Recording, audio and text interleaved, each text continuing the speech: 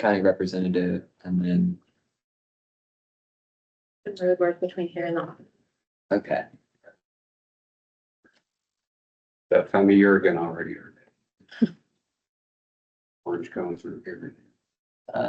Give it one more minute and I'll get my roster pulled up.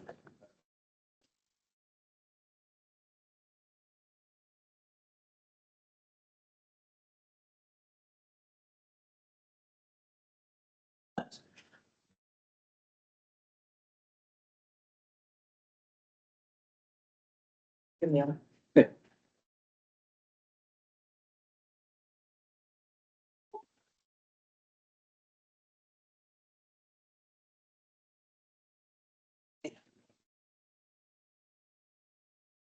I think the How are you? only folks would be missing is a representative from Carver, so we can go ahead and get started. Morning, y'all. It's the February 18th meeting of the Orange County Staff Working Group. Our first item is to set a roll call, calling out the voting representation for today. I'm Josh Mayer from Town Chapel Hill. Ashley, Ashley Oinby, City of Mebane. Meg, Caroline, Caroline Dwyer, Chapel Hill, Transit. Doug, Doug Plachinsky from Triangle West. Madeline, Madeline Gallion in Triangle West. Sarah, Sarah Williamson, Orange County. is the Logan online? Logan DeGiacomo, Go Triangle. Stephanie, Stephanie Trueblood with the town of Hillsborough. Jamel. Jamel Wiley, Orange County. Right, and if a Carver representative joins, we'll add them to the voting representation as well. Do we have any adjustments to the agenda for today? Hearing none, you can move to public comment. Do we have any members of the public wishing to speak? I don't see any online.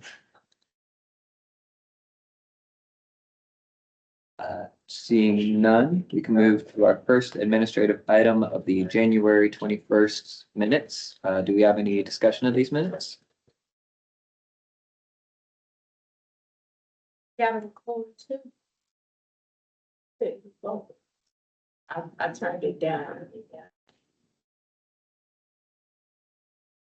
No, yes.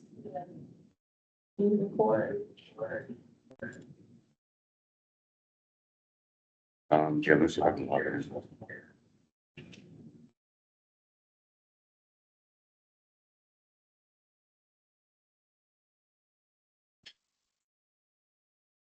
Okay, yeah, it looks like Orange County staff need to record. Does the audio on the computer need to be on for the recording to have the audio?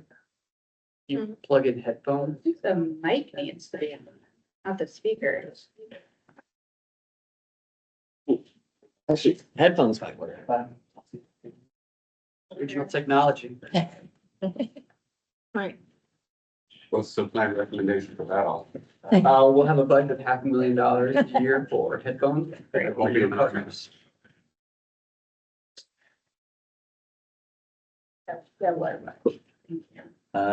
So January 21st minutes, do we have any discussion?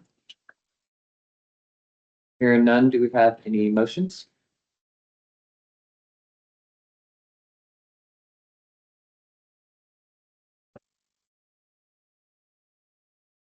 Hearing no motion, I'll make a motion to approve the January 21st minutes. Okay, I have motion by myself, second by Doug. I don't okay, only folks online would be Logan, so Logan. Aye. And then in person, all in favor, please say aye. Aye. All opposed, please say nay. Hearing that, passed unanimously. Next item is the February 9th, 2026 minutes. Do we have any discussion on these minutes?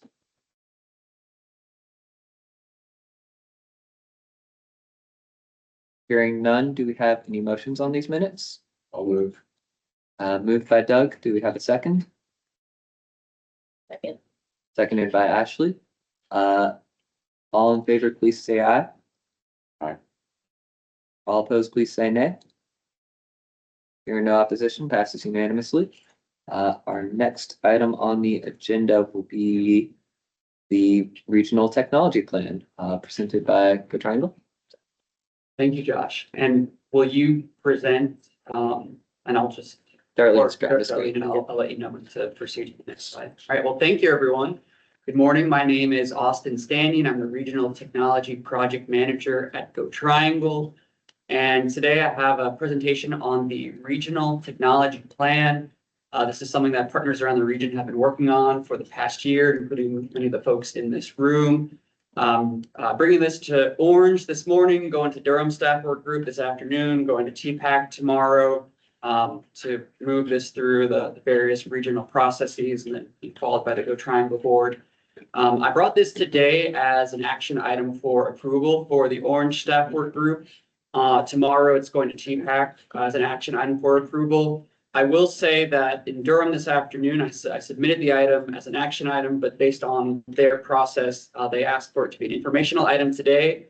And then I'll return to Durham Staff Work Group later for an action item. So whatever the process is for Orange County Staff Work Group, we're happy to follow the process.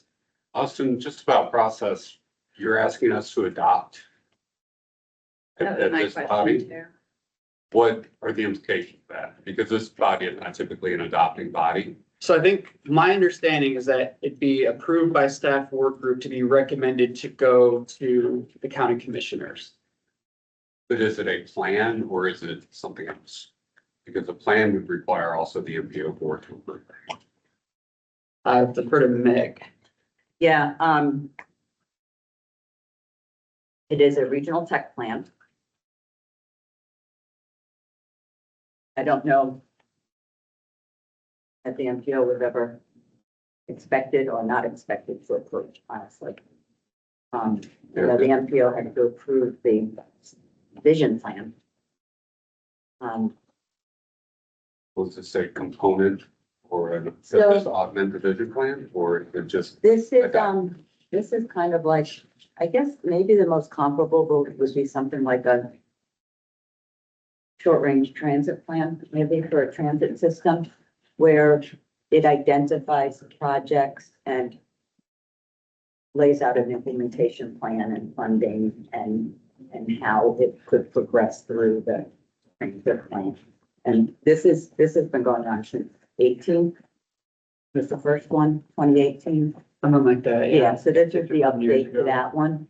So I guess we could look back and see how that one was approved.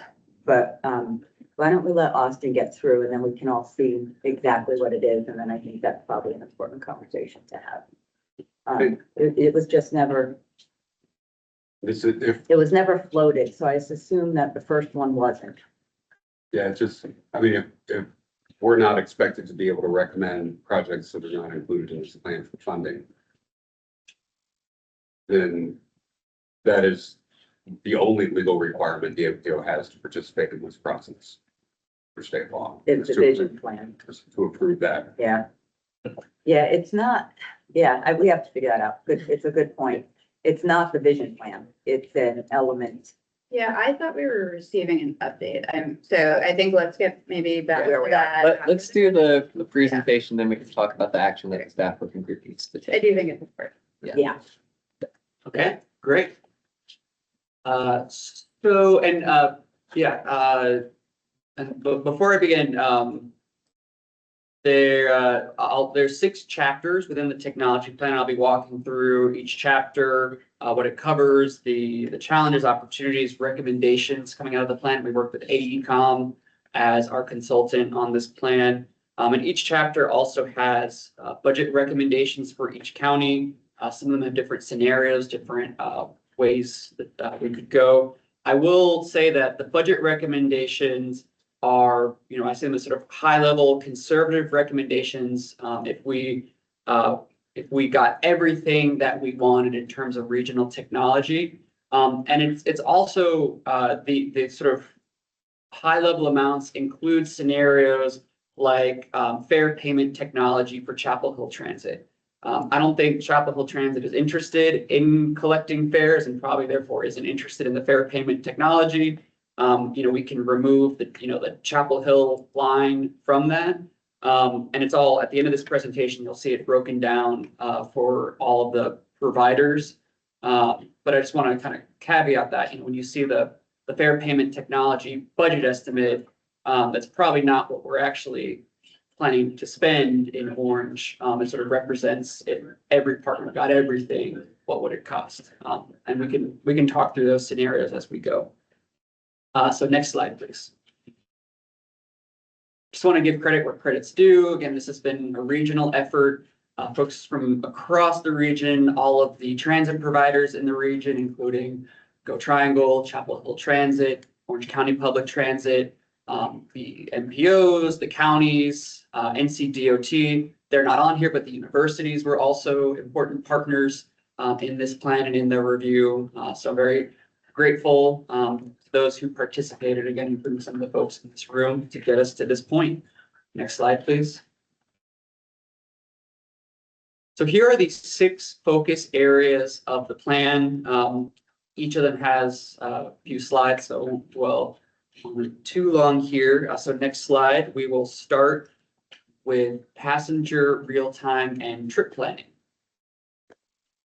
So this is what it sounds like. It's giving tools to riders to help them navigate transit. As with many aspects of the technology plan, this is really focused on how do we enable riders to navigate regional transit, including transfers.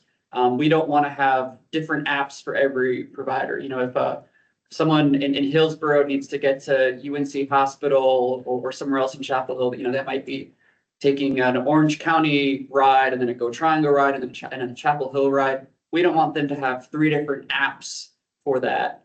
We want to have one unified experience for that rider. Same thing if a Hillsborough rider needs to go to WakeMed. We want one unified regional experience. The riders don't care what color the bus is, the riders care where they're going. And we want to give them those tools. So, right now there are, Chapel Hill, I think, actually led the way with the transit app, which is also now being used in Durham and Raleigh. We want to bring that in regionally to all the partners, as well as standardize our GTFS, which is the schedule data that comes out of our systems. Make sure everyone has the ability to produce that data, get good quality data to riders that we can monitor it during and after service changes to make sure all the data in the region is up to date and consistent, as well as being able to provide that real-time data. Where is the bus? When is the next bus coming? If a trip gets canceled, are we communicating that correctly to riders? Detours is a big one. How do we communicate detours to riders, service alerts, to give riders confidence in transit and in the information they're getting? Next slide, please, is transit service planning tools. So the previous slide was about the sort of outwardly facing, the rider facing technology. Transit service planning tools is looking inward. What tools are we giving our planners to plan and put out high quality transit service? These are tools like Remix, Swiftly, Hop Through. OptiBus is one that Go Triangle doesn't use, but others use. And it's, I think there's sort of multiple angles here. These tools allow planners to put out better transit that looks at data and meets the needs of riders regionally. But also it's about efficiency. Tools like Remix, you could think of it as like a sort of a GIS for transit planning. Our planners could probably do something similar using Excel sheets, but it would take them 10 times as long. So that that's staff time we're saving, and we can respond more quickly to situations that arise. So this chapter outlines the value of those tools, what's currently being used in the region, and how we can commit to standards, understanding that each transit provider has a different situation, and we may not want to all use the same exact planning tools, but the tools that we're using should meet certain standards of data and efficiency. Next slide looks at 2 different scenarios that the consultant mapped out. The scenario one is essentially that, we're all using high quality tools, but we're all using separate tools under separate contracts. It's kind of the situation we're currently at. Versus scenario two is if we are able to unify the platforms that we're using, including joint procurements, joint contracts. And so unsurprisingly, if we are able to unify these tools and platforms, there is some cost savings as opposed to doing everything separately. But there also, there's procurement challenges that we would need to navigate. I think Triangle West is a great example of a unified platform with the Remix platform that they recently purchased for partners across Orange County. So looking at that model and seeing how can we build on that and share tools and find those efficiencies. Next slide, please. Transit signal priority.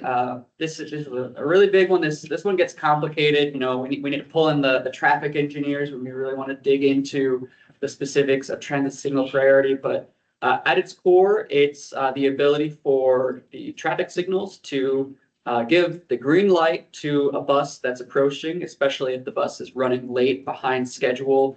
It's often configured, you can set, a threshold. If the bus is 5 minutes late or more, it triggers the system and the traffic light will give the bus the green. It's a simple concept, but the implementation is quite complex because you have technology on the vehicle itself. You have the sort of like the network and system that the bus is on, has to communicate with the network and system that the traffic signal is on, then the actual hardware itself at the traffic signal. So, there's at least 4 different levels of kind of complexity and vendors. This has been done in other regions and there has been interoperability. There are case studies laid out in the technology plan about how transit signal priority has been rolled out in other regions, sort of under similar circumstances. But this is a challenging one, especially because in this region, we've already invested in transit signal priority, but we don't all use the same system. So, Raleigh is using a different system than Cary is. Durham has the same system as Cary, but not as Raleigh. I know Chapel Hill Transit is looking into transit signal priority for the BRT corridor. And the hope is that we have systems that are interoperable, where, for instance, the Go Triangle bus could benefit from transit signal priority across the region, or a bus traveling on a corridor between Orange County and Durham County could be able to take advantage of both signals, both systems of signals. So the plan lays out standards, that there are national standards established for these transit signal priority communications. The plan lays out standards that our systems should meet.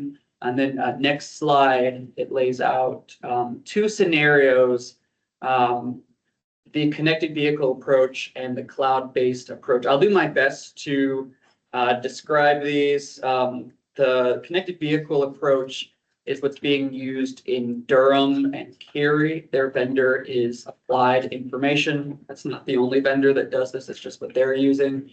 And it's to say that the vehicle itself is able to communicate directly with the traffic signal. There's sort of like a proximity communication there. Scenario 2, the cloud-based TSP system, which is currently being used by Raleigh with their vendor Mtrac, is instead of that direct connection between the transit vehicle and the signal, the transit vehicle connects to its cloud-based system, sort of says, here I am.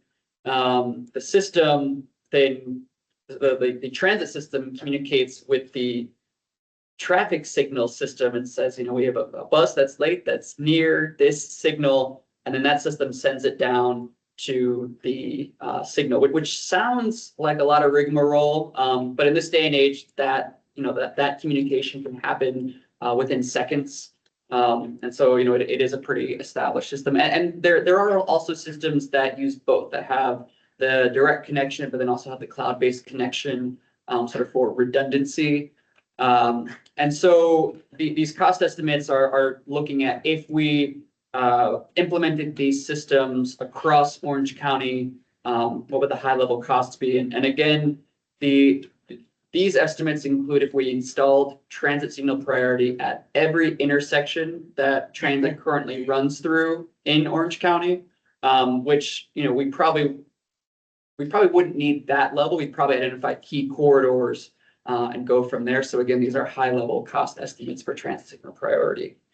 Next slide, please. And every bus, right? Every bus and, every bus and every Intersection. every intersection that transit Yeah. uses. Regionally integrated payments. So, you know, again, this is less relevant for Chapel Hill Transit. I know Orange County is considering options for fare payment. Go Triangle, we plan to continue to collect fares, and we want to make sure that the fare payment experience is uniform for riders across the region. Right now, Go Triangle and Go Raleigh have a regional fare payment system where riders are able to use their stored value, their Go passes, transfers, et cetera. It works interoperably between the two. And we want to continue that while also upgrading the system to have new elements. So one of the opportunities identified is what's called open payments, which is the ability to tap a credit card, Google Pay, Apple Pay on the transit vehicle itself. We've heard this from riders, we've heard this from elected officials. Something that you know would open new doors, especially for new riders who have never tried transit, for visiting riders boarding at the airport. You know, they wouldn't have to get a fare card. They wouldn't have to sign up for an app. They'd just be able to tap on with a credit card. That's open payments. We're also looking at multimodal payments. So something like microtransit, like I think Mobility on Demand here in Orange County as an example. Could a rider pay for their microtransit fare the same way that they pay for their fixed route, you know, from the same Go Pass, et cetera. And so, you know, there is technology out there that would allow us to harness these opportunities to upgrade what we currently have, while, you know, using technology, but also making sure we have the low tech options like paying in cash on the bus. You know, it's a hassle to collect cash, but it's an important equity option for unbanked riders. So we want to make sure that we have multiple options for riders from the low tech to the high tech. Next slide, please. And again, this will be broken down at the end of the presentation, but these cost estimates include putting in fare payment technology on Chapel Hill's buses, which I don't think we're going to do. And because Chapel Hill just has more buses running in Orange County than anyone else, the majority of these costs on the screen would come from a potential Chapel Hill scenario. But again, they're broken down later, and they're broken down in the plan itself. And the three scenarios here are essentially how we would integrate between the mobile ticketing technology and the fare box. The top scenario one is a single solution for cash and mobile ticketing in one machine.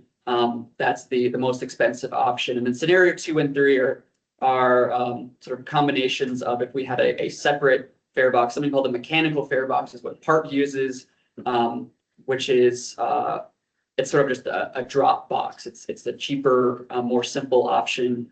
And then having a mobile ticketing reader separate from that drop box. And then scenario 3 is kind of a combination of the two. So that's payments. It's kind of surprising scenario 1 and 2 are even that close based on our most recent conversation with. Yeah. And I think we could dig into that a little bit more with estimates from vendors. I think we could pull off scenario 2 for a bit cheaper. And like Austin said, without Chapel Hill Transit, this is much reduced. Mhm. Like- And there's no appetite at all to Like minuscule. chart fares. Yeah, yeah. In fact, it might even be worth giving that a reality check. Yeah, maybe- The agencies. when I bring this, Next fiscal year. yeah, when I bring this back to Orange, this slide, I can just remove Chapel Yeah. Hill from the estimates on this slide and put a little note at Yeah. the bottom saying. We'll need you to know, remove Orange County too, because they're That's- not charging fares. Okay, That's where I was going. I was gonna say we could get, because now that it's budget season, everybody will be planning for next year's budget by either including or not including okay, there. And so, you know, folks don't seem to like to predict too far out, except for Chapel Hill enough. They will stay fare free, we will continue. But, like OPT, Durham, Cary, they will probably be able to say we are or are not including budgets in our next, Sure. fares in our next fiscal year. And then that way we could, okay, yeah, I'll update these slides. yeah, we give it a real reality check. And this information is all spelled out at the end as well, broken down by each transit partner. If you would, moving forward, would you consider not using the term unbanked? Because you don't know why people are choosing to pay with cash. I have a bank account and I always pay with cash if that's an option. Sure, It adds something that's not necessary. So just say for different payment choices or something like that. yeah, understood. Oh darn, I had one other question about this. Oh, fare boxes. What do you guys, what's on your vehicles? If you're gonna stay fare free, what's currently on your vehicles for fare boxes? None at all? We need some. Ours are old and we Yeah, need. okay. So the fare boxes that we have, you guys, they're the old, Old Odyssey? they are the old square ones where you have the windows where you actually put the cash in. Those ones. The mechanical, yeah. Yeah. We may go that way. I mean, the price difference. You guys want them? I Yeah, think we have okay, them. yeah. Okay, well, We'll keep that in back. we'll talk, we'll talk. We've been scavenging. Okay, next slide, please. So this is the fifth and sixth chapters, GTFS standards and open data portals. These are both about, the data that we put out to the public. GTFS being the standard, transit schedule data, as well as the real-time data that goes out in GTFS. And the challenges identified are inconsistent data, especially at shared stops. If one partner changes the name of a stop or even moves a stop in their GTFS, but it looks different on another partner's GTFS, that can create errors in places like Google Maps and Transit app. In the past, we've seen sometimes that, it'll send the rider to the wrong side of the street, or it'll say that the stop is in the middle of a 4-lane road. And, just creates confusing situations, sometimes dangerous situations for riders that we need to avoid. And so, the recommendations, there are, standard operating procedure, as well as, validating tools we can use to improve our, GTFS data and other transit data that goes out. Next slide, please, breaks down the chapter 5 regional GTFS has its cost estimate there at the top. Then chapter 6 is the open data portal. There are two scenarios. One is leveraging existing data, and the second is building a new regional open data portal from scratch. And then, yes. So option or scenario 1, is that like basically taking everybody's information and then feeding it all into one location? Yes, and there are a number of open data portals that already exist in the region, sort of city by city, municipality by municipality. And that's trying to leverage what's already existing versus option 2 is building something bespoke, something custom. And then next slide, everyone squint. And this is laid out in the plan itself, which should be shared out in the materials. I can also send it out.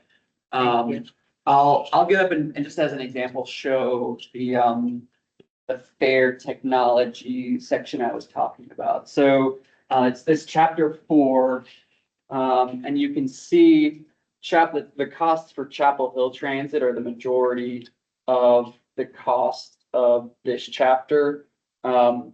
And so, I'll update the slides to only include the Go Triangle estimates for the fair payment technology, which, would, it's about 10% of the total cost. So it's each chapter, each approach or scenario, and then, it's broken down by each partner in Orange County. And then it has a total 5-year estimate for Orange County. And, we have this for each of the counties. So, bring one to Durham, one to Wake. Go Triangle's estimate, it's different in each county based on the service we provide in each county. So it's laid out that way. Any questions about this information? How did you, do the cost allocation? It's by operating hours for each partner in each county. So if you operate more service, you're paying more, is that what you're It's, saying? it depends on the chapter. It's based on operating hours and sometimes it's based on fleet size. Some of the costs, like software costs, generally scale with operating hours, but hardware costs are generally related to fleet size. So the consultant used those two inputs to arrive at these estimates. Okay, and you're saying that's typically how like a company would create a cost estimate for you? Yeah, not across the board, but mostly, yeah. It's, they either base it on your fleet size. Sometimes it's peak pullout, which again is relative to fleet size. Peak pullout's also relative to, operating hours. But yeah, those are the two factors to arrive at these estimates. Two inputs. When you considered fleet size, what did you consider in that fleet? Did you consider all vehicles in the public transit inventory, or did you consider just certain types of the fleet? I think for fleet size, we used fixed route buses, but for operating hours, we did both fixed route and demand response hours.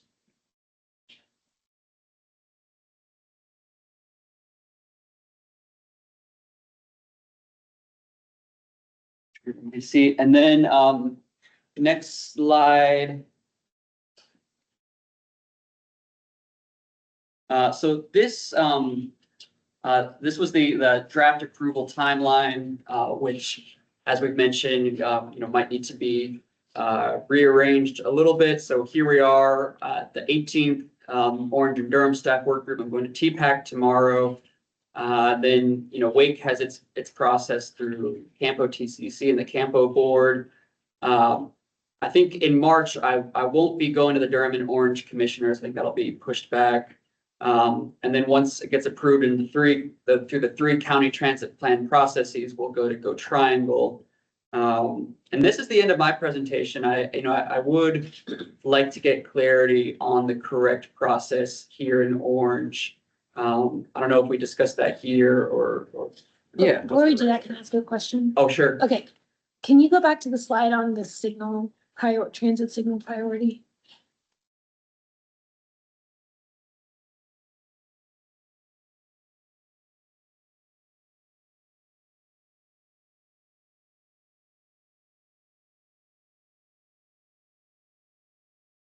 Okay, maybe there was one before that. Yeah. It seemed like there was a map. Uh-huh. Okay, I cannot read that from here. Can you Yeah, tell me? this is just an example, so I'll. I guess let me tell you my question. Sure. You don't have to spin your wheels.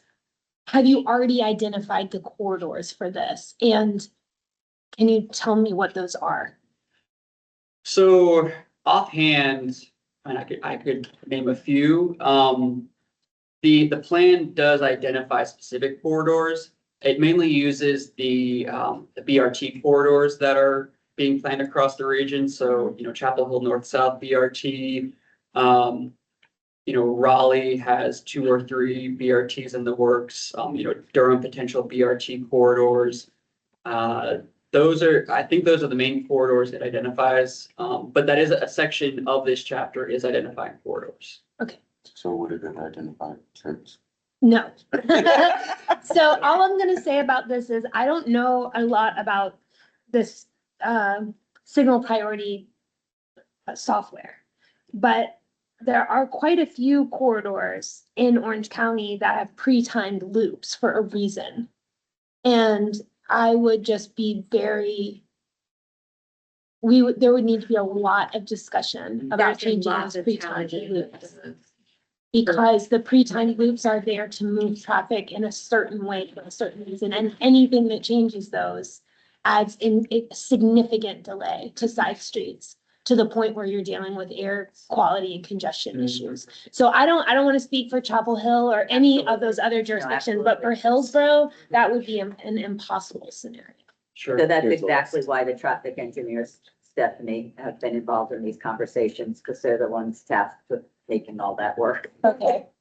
Well- Yeah, it doesn't look like Trenton's on the Yeah. list, so it's fine with Well, you. but Hillsborough has applied for funding for a coordinated traffic signal system through the STI process. To So- improve the one that we have. Right, so at some point, there will be a discussion about implementing those upgrades and what that will look like. And that would be the right time to talk about an ATSP. That could be. Yeah, I mean, the reason we've applied for that study has more to do with development than it does. It's really about integrating new driveways into a system that's working for north-south traffic. So anyway, yes, I only bring it up because I don't know what other jurisdictions have pre-timed situations, and Caroline has her hand up, so No, I'm finished. you sure? Yeah, I Okay. was just asking if there had already been a study of the corridors. Yeah, so I have sort of information to piggyback on that, and then I have a couple of independent questions or like not related to the process questions type thing. So one of the questions I had was we're conducting this high capacity transit corridor study right now. And that might be a good opportunity to bring these two things together, because part of what that is looking at is, are there potential solutions that could be identified for some corridors. And then I think I'm also just wondering generally, like, what NCDOT's appetite has been for this, like, have they been receiving it well, that kind of thing. Let me just, but then I think I have some like specific questions, I don't know. that Let me do one they're- question at a time. Yeah, let me just go back to my main question. I think some of these are too in the weeds, but my biggest question is this something that was requested by the county? Like, can you kind of go back to the beginning as to like what the impetus for this project was? Like, where did the need for this type of study come from? Is this like, are we meeting an unmet need, or are we determining there's a need and then providing a solution that, you know, because I don't know that like Chapel Hill has any plans really to do any of this in the near term. So I'm just trying to figure out like how we coordinate all of that. Yeah, so the question is, where did the Yeah. sort of the update of the regional technology, what was the process? Yeah, behind the that? why, like, why are we here listening to this today? Yeah, so there was a regional technology plan Meg mentioned. I think it was released in 2018 or Okay. 2019. That touched on some of these topics. And when I joined Go Triangle over 3 years ago, like that was sort of my starting point. But it was outdated, you know, it's the pre-pandemic world. But also, it didn't really give clear enough guidance about, how as a region we could actually implement technology. And technology, it changes quickly. So a plan that was 6 years old didn't really address, you know, the current need, and also didn't really identify opportunities, that are newer. You know, there have been innovations in, GTFS, since that plan, and fair payment technology. You know, this came out of conversations around transit service planning tools and other technology in all three counties, and we kind of got to this point of, well, the old technology plan, it doesn't really fall one way or another on should this technology be used or not. And so the recommendation was let's update that technology plan with partners across the region to modernize it and give us a roadmap for interoperability. And I'll say like, with Chapel Hill, I think y'all have in many ways been leading the way in technology. I think Transit app is one example. Y'all adopted it first and then others have followed suit, but we want to make sure that not only does everyone in the region have access to high quality technology, but that it's interoperable. I mean, we got lucky that Raleigh also chose to use Transit app. But if Chapel Hill chose Transit app first and then Durham chose City Mapper and Raleigh chose Move It, then riders would kind of be stuck in a tough position and go Triangle, it's, well, which one should we use? Do we use all three? That seems like a mess. So there, I think there is a value in coordinating as a region. And like TSP as an example, making sure that Chapel Hill is thinking about that operability when you're choosing your signal setup, so that the Go Triangle vehicles or vehicles in other jurisdictions will be able to take advantage of a TSP across the region. Yeah, can I add on? I think, I would say that some of this comes from the interest from transit plan focus on speed and reliability. I think it comes from the acknowledgement, as Austin's mentioned a few times, that various jurisdictions have already implemented and are moving forward. And there's concern that buses will not be able to get back and forth across different areas. And we're not the only ones that cross jurisdictions, like Cary goes into Raleigh, Raleigh goes into other areas, for example. But Chapel Hill's not looking at this at all for NSDRP. Well, sure, but what we Okay. don't want to do, I Right. mean, first of all, we have all of the federal requirements, right? Yeah, So we are in a box already. As does Raleigh. Yeah, the other thing we don't want to do is lock ourselves into one provider, because that will significantly increase probably the costs Yeah. of that particular piece of the project. Like, we want to keep that open Yeah. to bidding, right? Yeah. And let the contractor have that flexibility to bring that piece in.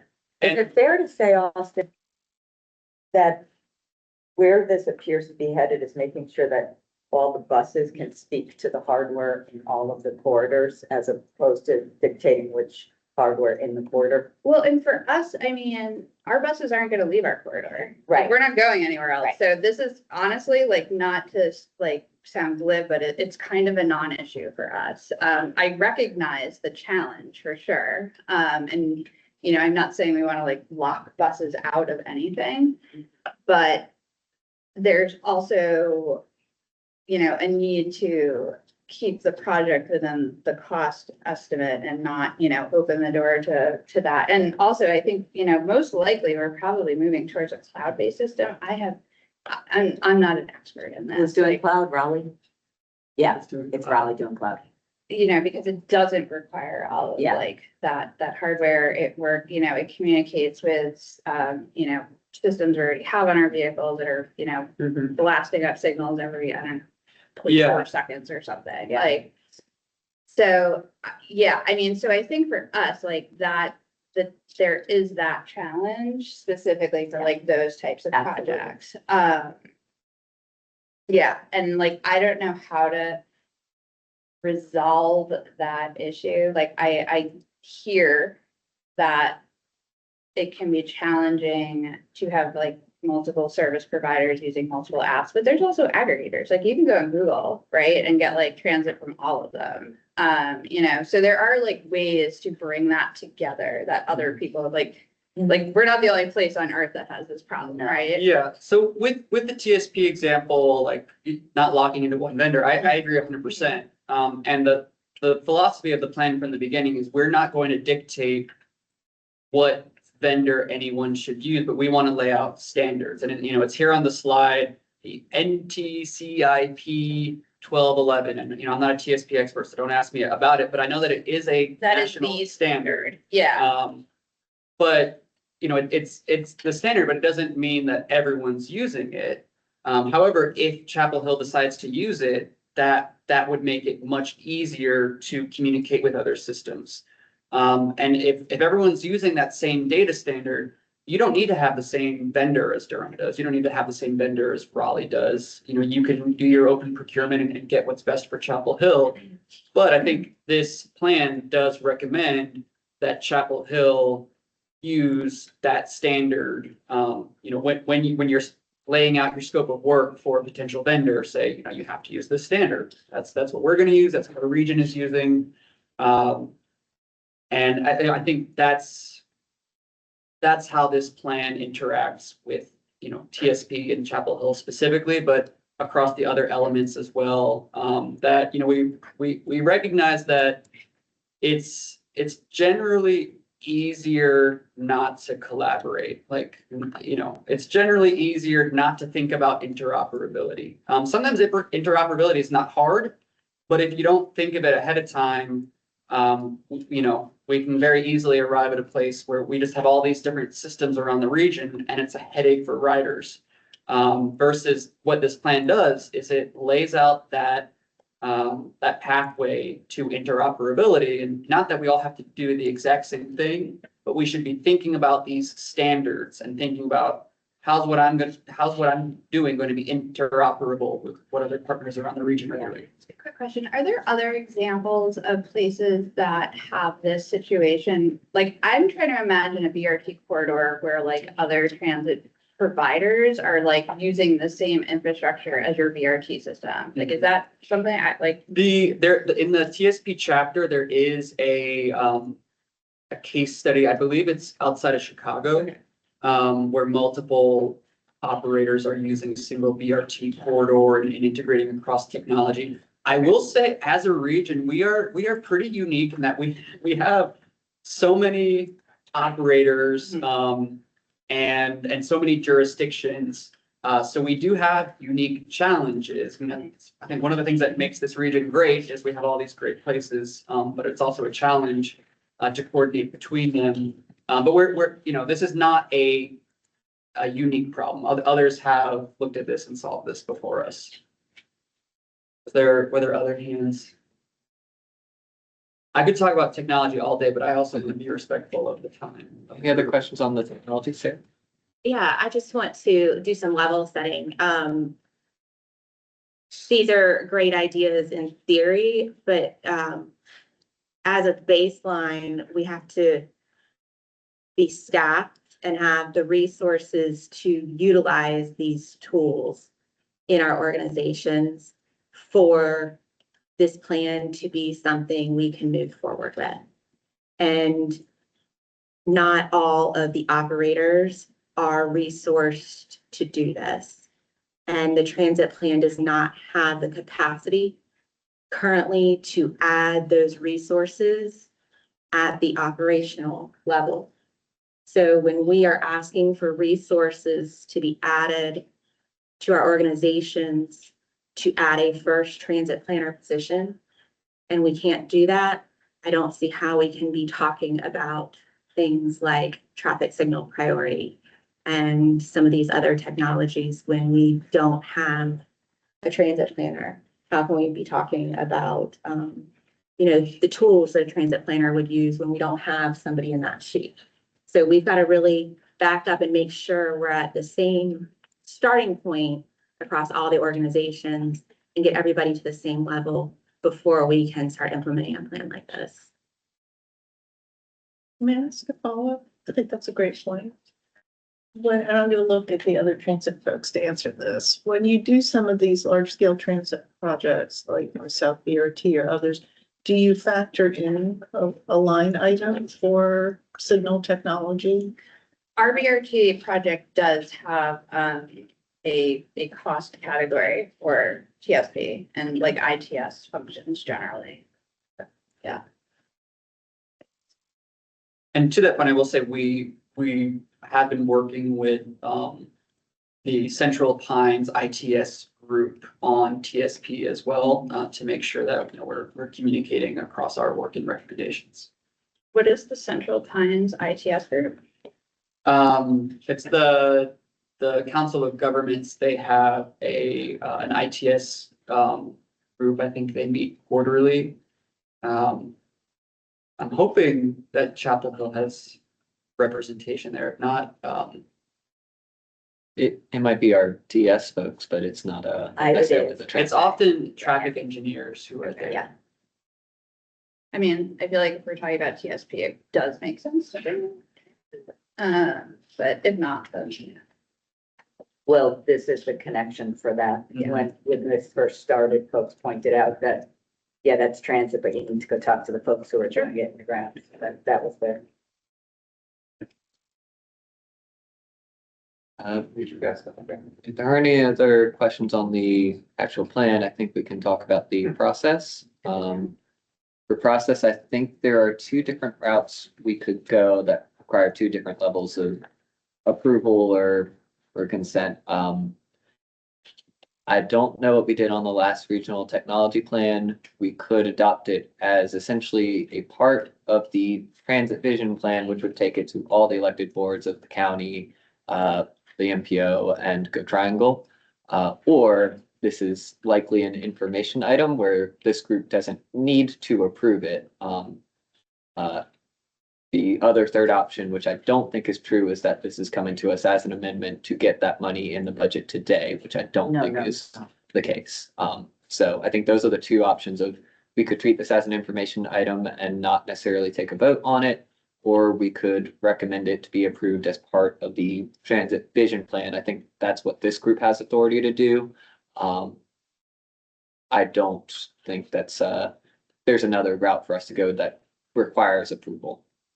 And if it is, if we do figure out that it does need to be incorporated into the vision plans somehow, then we would have to go through the vision plan amendment process. Yes, I'll say I don't think any of our short range plans from the various agencies have gone through that process. I think they've just come to this group for information.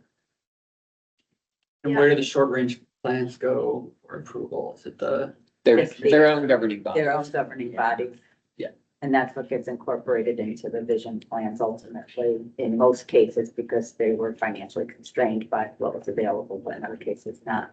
I'm looking at, we have to figure this out, and why don't we have Austin work with Darlene and Josh on what the next step is. I know what Durham is proposing is just that it be, informational in February, then that work group recommend to the governing boards for approval. They have April. And then it's submitted to the governing boards in May, along with the final work program for the BOCC and the Go Triangle Board of Trustees, just in the work program. So that's what they've proposed. Okay, so they're doing it Would we essentially. wanna- Sorry, Go ahead. would we want to send it to the governing boards without going through the process of being part of the vision plan? That's our thought process. I know that the governing board is not likely to want to see something that has financial obligations without a funding strategy. Yeah, I also have some just like general concerns about what it means to adopt or recommend this plan. Yeah, So I would lean towards like this being an informational item, especially as a staff. Like, I don't know that we have We authority can't- to. we can't approve it. Yeah. We can only recommend it. and Right. it sounds like Durham is adopting it as kind of supplemental to their annual work program, but not their larger vision plan, because Durham isn't doing their vision plan this year. Meaning like that it's that they're planning to allocate funding for the recommendations. I think I we guess we'll find out. in a Okay, couple oh, hours. okay, yeah. okay. Yes. I think Got it, that's okay. the conversation because, in my mind, if you put it into the work program, it may get it into the multi-year operating CIP, Sure. but no, I agree with you that that might not have been fully. Yeah, thought I out. mean, I think we already have a fairly long list of things that we're working Yeah. through for funding. So I don't know that like adding a whole plan's worth of additional things is the best move strategically. Well, and it would still require an actual project sponsor to submit project I sheets. also have questions about that. Yeah, it would make it in theory eligible, an eligible expense. I think that was the thinking behind having costs identified. It would make it an eligible expense, but then it would still have to go through the project sheet and selection process. Yeah. It's Yeah. just like anything else. I think, or, go ahead. Regardless of how it pans out, the this process is certainly a very useful tool to understanding how the region can coordinate its systems better. So I think that there is a lot of positive work that's gone into that. Certainly agree. I think we can agree there's no vote today.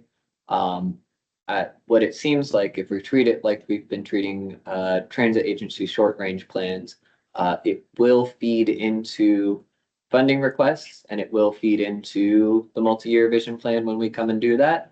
But this group does not need to take action until it comes time to make the multi-year vision plan or vote on a funding request.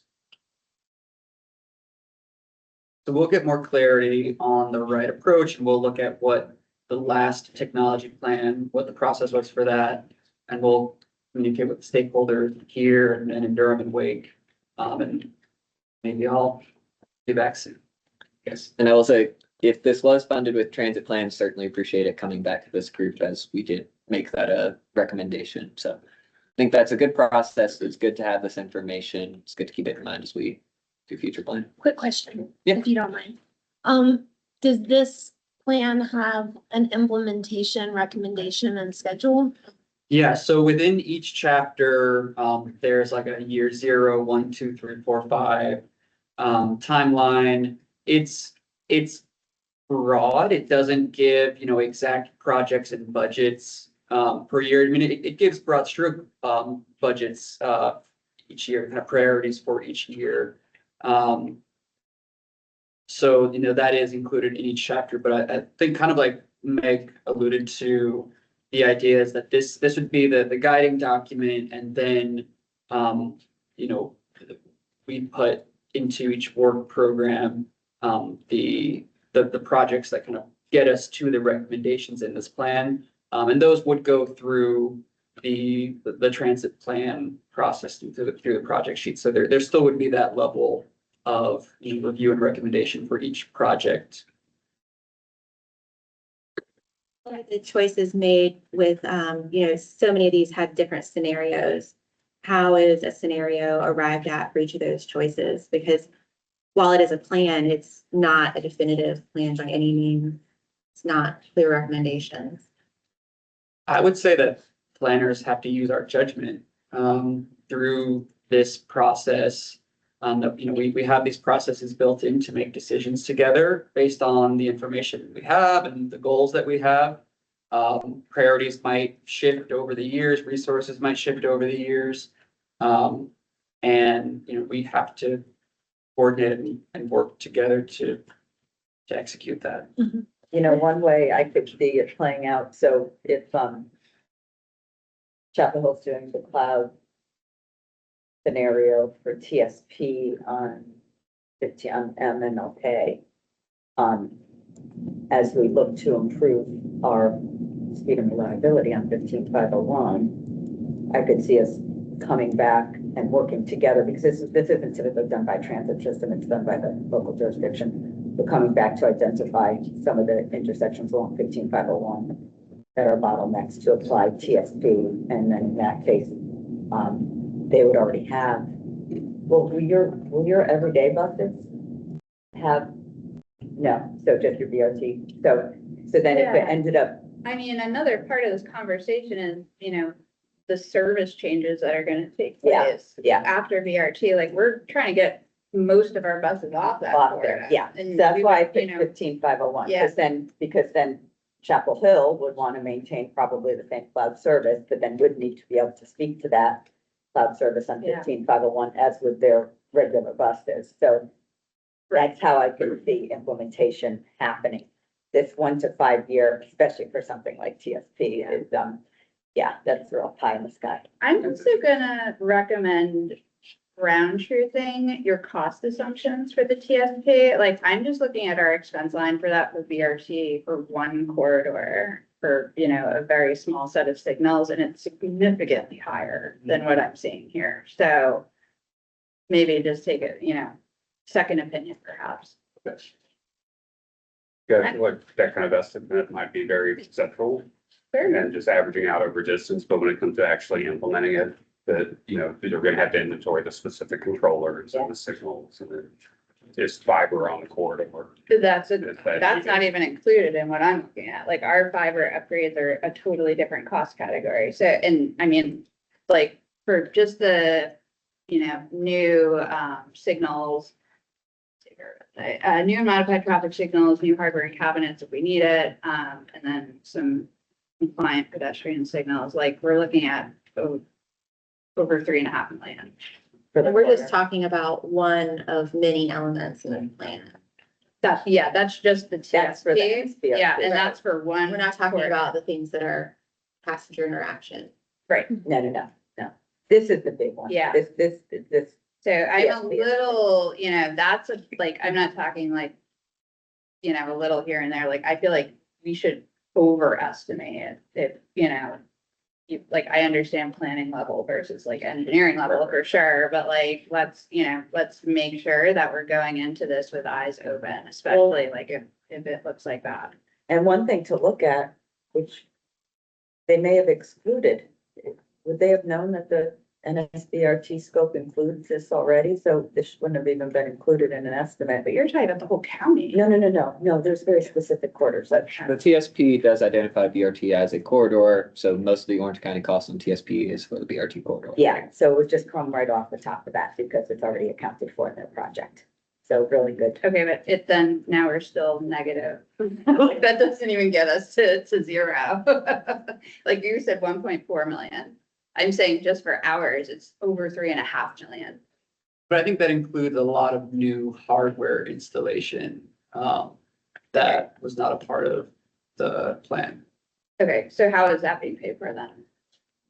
How is your hardware? being No, paid? yours, like if you, like ours does include hardware, but if you need the hardware to run the TSP, like how is that accounted for? So we wouldn't need to install, when I said hardware, I meant like on like the signals and the boxes, like the infrastructure on the ground.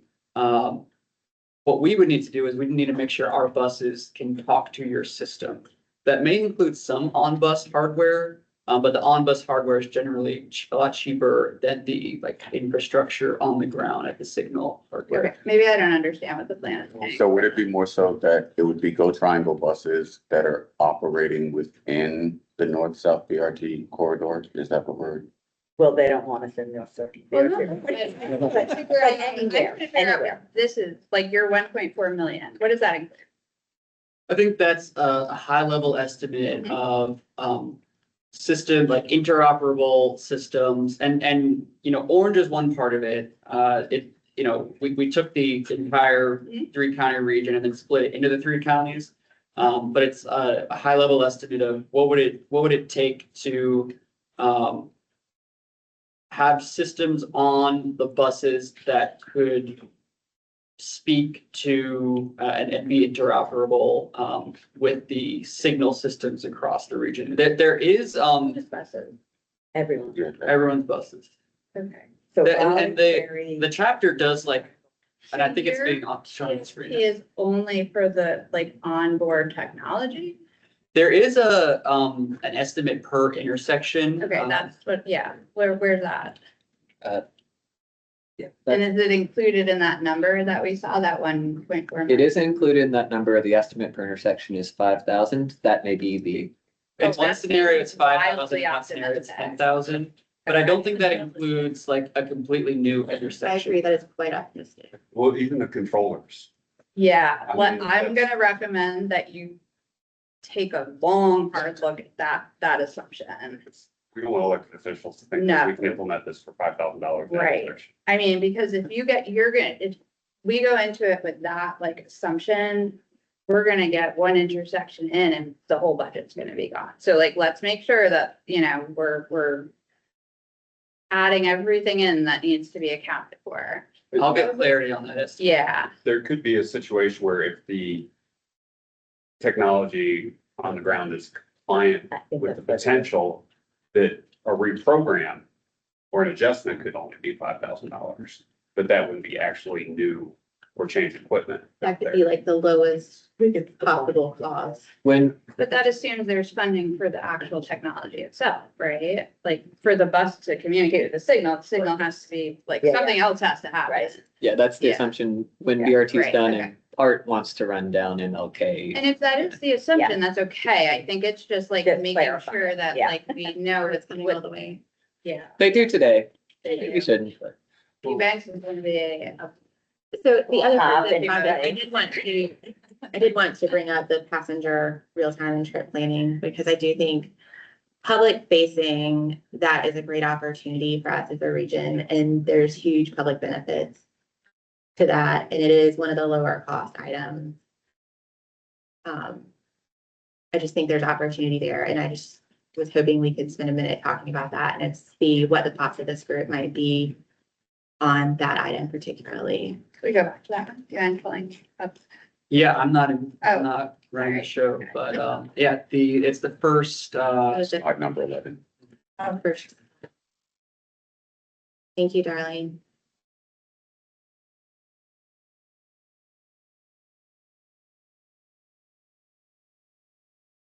While y'all are doing that, can I just finish my thought from a couple minutes ago? I think the nature of this work and also some of the other groups that I work with in sustainability, transportation in general, like we would be able to do a lot more if our government was set up in a regional way, but like by the nature of how municipalities and counties work, like that's just not the case. And it doesn't mean it's not worth trying to coordinate.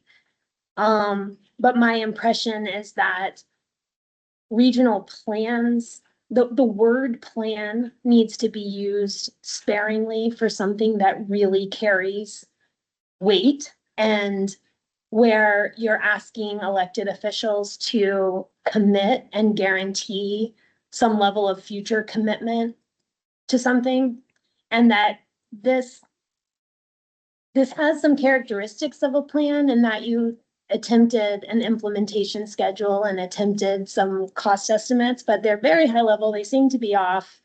And I think this is more of a study, in my opinion.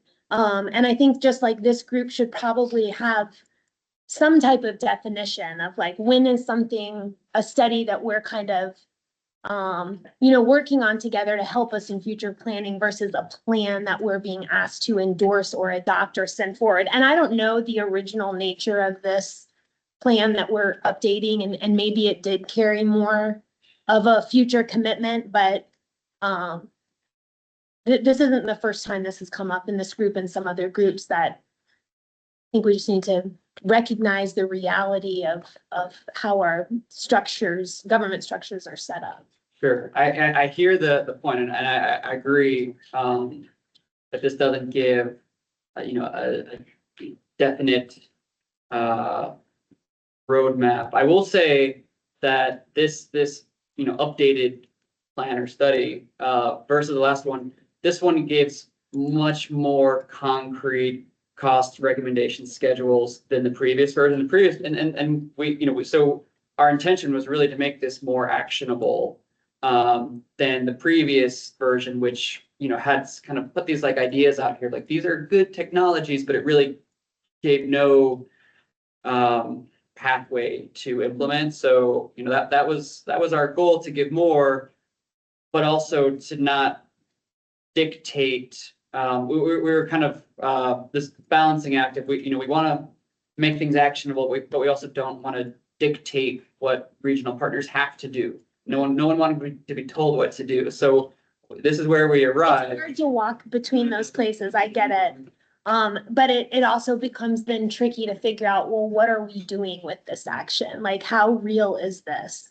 And it then makes that endorsement and adoption process complicated, as evidenced by this conversation today. Whereas if it was a study that was offering information and high level sort of planning stuff to follow up with future projects, I think it's a little easier for a group like this to say, we appreciate all of this information. It will be helpful in the future. Whereas when we're all of a sudden, when we're asked to adopt or recommend or send something forward, that gets tricky when you're crossing those jurisdictional boundaries.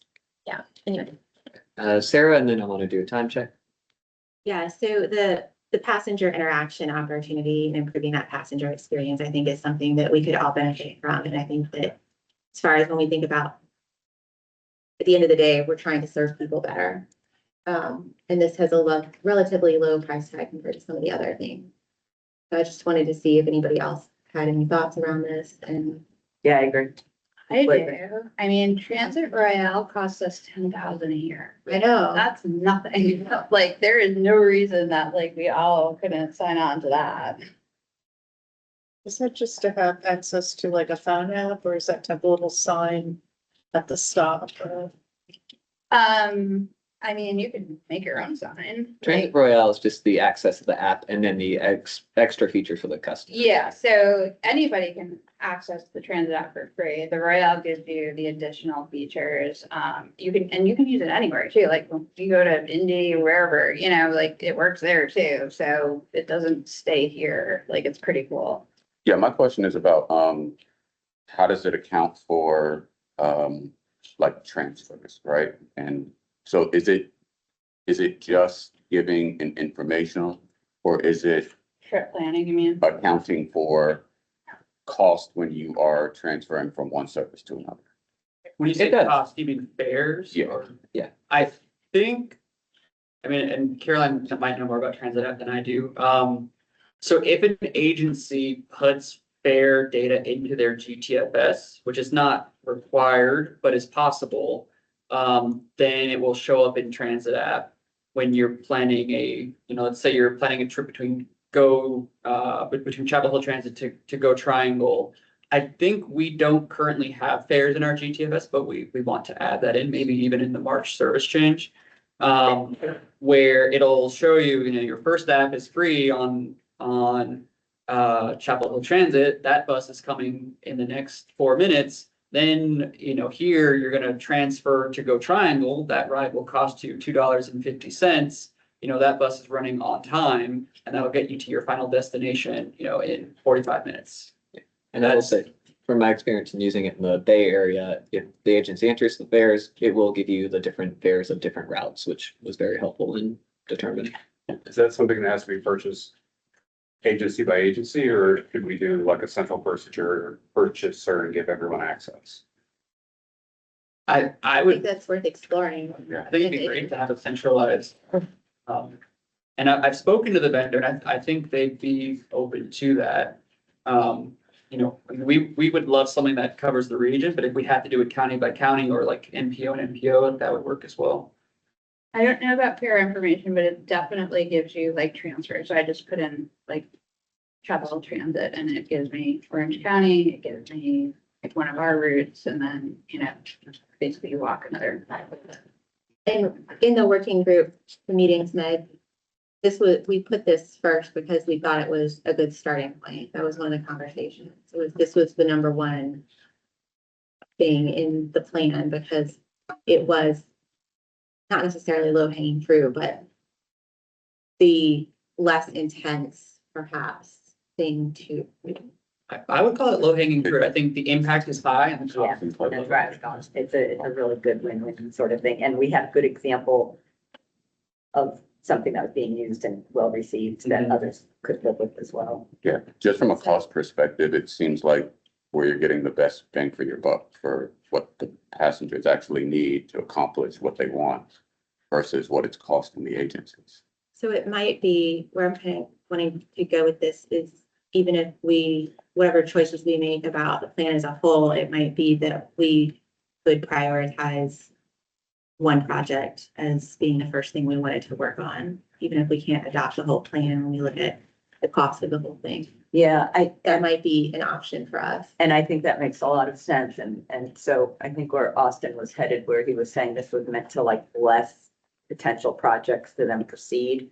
That was kind of the concept, like, okay, so here's this plan now individually we'll work to progress what makes sense and is the highest priority. And it's going to vary by county, most definitely. Austin will try to coordinate the group and coalesce around. I'd be surprised if other counties didn't think that this was also probably a real quick win, but Is there also an opportunity with some of these items that are in here to tie it to requests that we make through the staff working group? I think that's important to realize. yeah, one of the ways, there's been conversation about how to pay for the planning software. Because some agencies, we're all directly operated here, but some agencies already embed planning software in their cost per hour when they've had contracted out services in some of the other counties. So they're already doing it, and the transit plans are already covering those expenses. So there's been some conversation about embedding planning software costs into our cost per hour, so then agencies could get reimbursed based on the services that are considered expansion service. And so that's how some people were finding it more palatable. Personally, service is service, if the planning software is useful and it's being used, I don't think it needs to be just for expansion, but that seemed to be where a lot of other groups were headed, right, Austin, on that sort of things. So I think some of them were further ahead on the thinking on some of this because of, quite frankly, I think some of it's because they're contracted services, and like in Wake, they have this discrepancy on TSP already happening with them. They know it. So that's why there's different kind of levels of.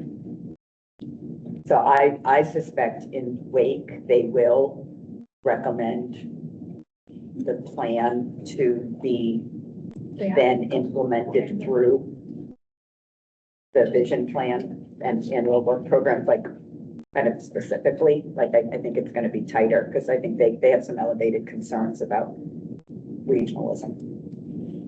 We want to do a time check. We have 40 minutes left in the meeting. Do we have any other discussion on this topic? Hearing none, I think we agreed to not necessarily take an action of recommending approval. We can treat it as an information item. Unless someone does want to make a motion, I'll give the opportunity since it's listed on the agenda. All right, hearing none, let's move to our next item of the Orange Transit FY27 work program status quo. Paul, I think goes to you. Yeah, I think, so Steve is at Campo today, this morning. And we could go through these slides, but Steve sent this out last week, after the February 6th special meeting that staff working group had. And the ask from tax district was a status quo model. So take what was programmed in FY26 and just increase operating at 2.5%, keep the same capital projects. But on the next page, so he just kind of talks about here, just in the model, it has to be capital liquidity of $1. The debt, there's not, that's a long-term debt issuance thing. Steve can give you more detail on debt for the future if you need that, but for FY27, there's no debt. So the next page is what was with all the submissions, FY27 submissions, this is what it looked like for excess liquidity. So it has to be at least $1. So you see in FY28 it going negative. So it was just, there was a lot of asked for questions. So we put it all in the model to see what everyone asked for, what everyone needed. And it came out negative. So the next page is what, based on the February 6th special meeting, the town of Hillsborough did have the $2 million for the Greenway, which there was discussion at February 6th, whether it was or was not. It was in the FY26 plan, but we did take that out. So that's $2 million savings. The Go Triangle just moved. This no impacts on anything. It's just moving capital funding from FY27 to FY28. No impact. The next two items are just projections on revenues and operating expenses from FY25. So Steve updated those numbers in the model, and then update future year revenues. The $7 and $3 growing at 1.5%. The half-cent sales tax growing, I think it was at 2%. He added interest income or investment income that was received over the last couple of years, which was about $2 million. And on the next slide, that's all kind of outlined in the bottom right corner on the main impacts. But in the top right corner is the FY26 adopted program. So this is what was adopted. The low point was 2.8 million in FY29. Or I guess, the low point is but he's comparing FY29 to 2.8 million to now the low point being FY 29 at 6.2 million. So that means if someone put in a project, say for $6 million capital project today, and that was approved by staff working group, that would fit in the model, but nothing else would. So if there was an operating project that needed funding over the next several years, that total $6 million, that would work. But I think what everyone discussed on February 6th, we do a status quo model, see where everything fits, see how it fits into everything right now, and then decide and maybe even push everything to the vision plan, and then in the vision plan, decide how excess funding would be used, and it would be a more in-depth, so you could look at, you know, Hillsborough or Mebane, look at all those, look at Carborough's projects, and look at everything as a whole in the vision plan. But Steve just kind of outlined here, so the status quo model, if that was adopted today by staff working group, everything would fit in. There'd be no issues with the financial model. Hopefully that helps. Yes. Yeah. Yeah. And again, my apologies, I didn't have the chance to really read the agenda thoroughly. Yeah. Thoroughly. The two projects that are capital projects that are listed for Carrboro, those are the two we were gonna bump out. Are those the two that are now listed and the ones we need to keep are? I think the status quo model assumes that all the money you had allocated back in December is the money you have allocated. That was what I thought. I just Yeah. wanted to double check that. Yeah, but the additions that you needed that were submitted a couple of months ago for FY 27, those would not be in the current status quo model. Just what you already asked for in FY 26 for future years. Because those two projects are actually funded in FY 26. Yes, Yeah. because the Morgan Creek transfer, when you transfer the But there money, is still money in those two projects. Yeah. yes. You said there was money in those two projects. You also noted that there was no significant scope change for those projects. And I said I'd be happy to bump those out Yeah. for the benefit of the group, but when I read through, it just wasn't clear when I read through the table, if that meant they were the ones being counted or those were the ones not being counted. So I just want to get some clarity. Yeah, and we did put out the MyOp CIP out there. So on the CIP, It's up and kind of on pushing. screen right now for you. Oh, I yeah, have it. and then pushing out capital is helpful in some ways, but other ways, it's just kind of pushing Yeah. the operating projects that really use up a lot of the funds. Through the cap. So these would be the only, sorry, This is the cap. But so since the other three capital projects aren't listed, does that mean they're in or are they out? They're in with the money that's already been appropriated. Yep. So like Morgan Creek still has this $457,000 there that's already been appropriated, that's left over. So that's 457, and Carbo was already received a disbursement of 172, like the total was 630,000. Yeah, because Yeah. the money that was That's allowed there. for the budget transfer had already been approved as part of the FY 26 budget. That's right, so that's there. should be That- there. That's Which would in the model. increase Morgan Creek to more than 400,000. Um, And there was still money left for South Greensboro Street and Essence, it Right, was just and you had- less. the, Yeah, yeah. but so again, if they're showing there, are they in or out? There, the funding, so for Morgan Creek, the 629,000. Yeah. Is in, they're Okay. in, not touching anything that's already been approved by staff working group and the governing Yeah, board. I guess I'm Yeah. just, forgive me, I just don't get And it. it's a part of like carry, it's called, we talked about. No, I understand that concept, I just don't understand if it's showing on this table. Does that mean it's in or it's out? It's Cause I for read it. any I additional read it to funding mean that that hasn't already been in. approved. It is in the FY 26, but there's not additional funding that's already been approved. So you already approved 600,000 or so. Yeah, I So get that, I guess If I'm you- just, If you were asking, wanted another, say, 100,000, we'd want to put it there in the FY 27 column, say, $100,000. Then that's additional funding. So then you'd have 700,000. I'm sorry, I still don't get it. I mean, So I think Please. what Paul is trying to say, the conversation that the three of us had before, when we was talking on Teams, you wanted to add additional money for FY 27, right? And we was going through the process of getting it approved, and you submitted all the documentation. However, based off the entire group from February to 26, if it was not in the previous, meaning we're not adding any extra money, we're going back to the original balance. which is why you see those numbers. I understand all of that, so thank you. There's a little nugget that I'm just not getting. We had 5 capital projects. We were asking for more money for all of them for FY 26. Yeah. Only 2 are showing there, so does that mean? She's talking about where the other 3 projects, where they. But I guess, so it's just not Correct. clear to me if things are listed here.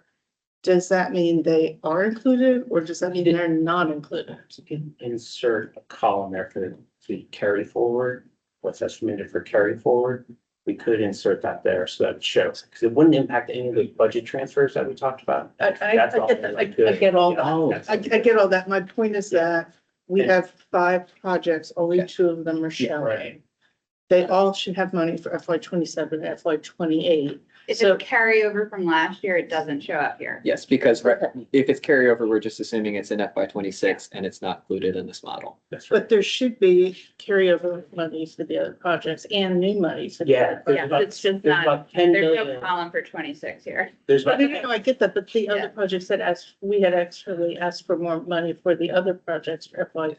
You had asked, but the You status asked, quo we does did not not, yeah. assume no I one know, gets I know it. that, but then shouldn't they be shown there as well, saying that they're not getting that extra money for FY 27 yet? I think Yeah, it just- I think what you're saying is the project should still show up because they are still your projects from 26, Nothing. even though they're not getting anything added to them. Yeah.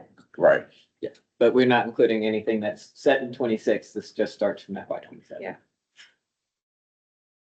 It makes it a little bit confusing. But those 2 projects are funded in FY 26. Yes, I think the status quo model, all the money that you currently have in those projects out by the end of the fiscal year and spend it all. And you're not gonna ask for any more money. For those 3 projects, are you asking for new money in 27? Yes, Was it already allocated in a prior work plan? I think I'll have to go back and look. Okay, because if it wasn't, like if I think you're we were like, just bumping some things out. You were- So it was money that had been earmarked that we hadn't spent and we were pushing it forward. but. Did that if ask you- come in January?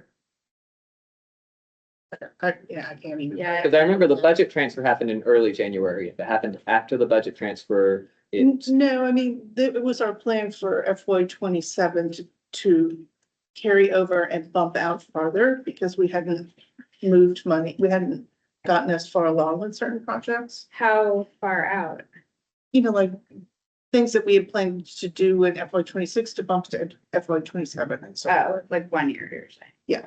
But was the money already? yes, if it's allocated in FY 26, we're assuming it's been spent and we're starting in June after everybody has taken all their money out for all their capital projects and it's all been spent. If you still have it, you still have it. Okay. And I think for consistency, for what Tina's pointing out, row 10 and 11 would need to be removed from here because they don't have any funding. I think that, That was the piece that was confusing Yeah, because if the that's- I other see ones what had been you're listed with saying. no, Yeah. with no amounts, it would have been, yeah. 26, that one, I'm not sure.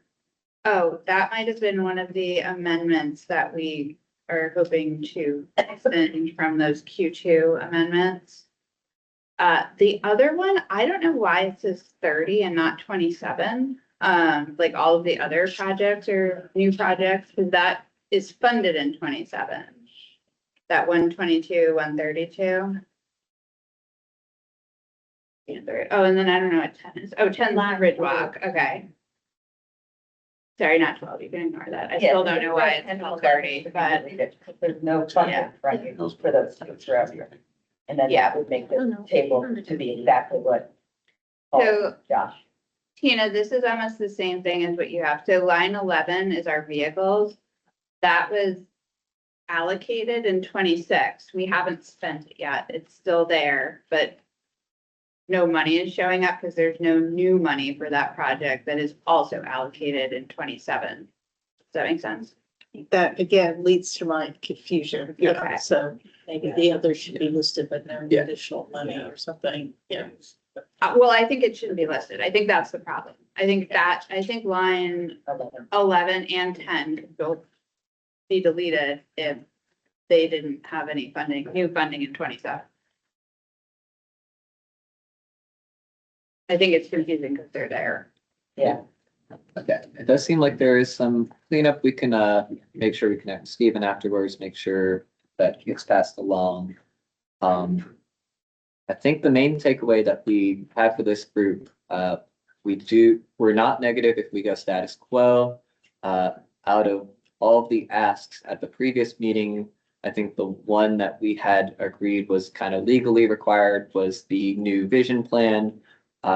Beyond that new vision plan, which we had debated the number on, I don't know how we allocate any additional new asks, but we're not going to go negative, which is good to know.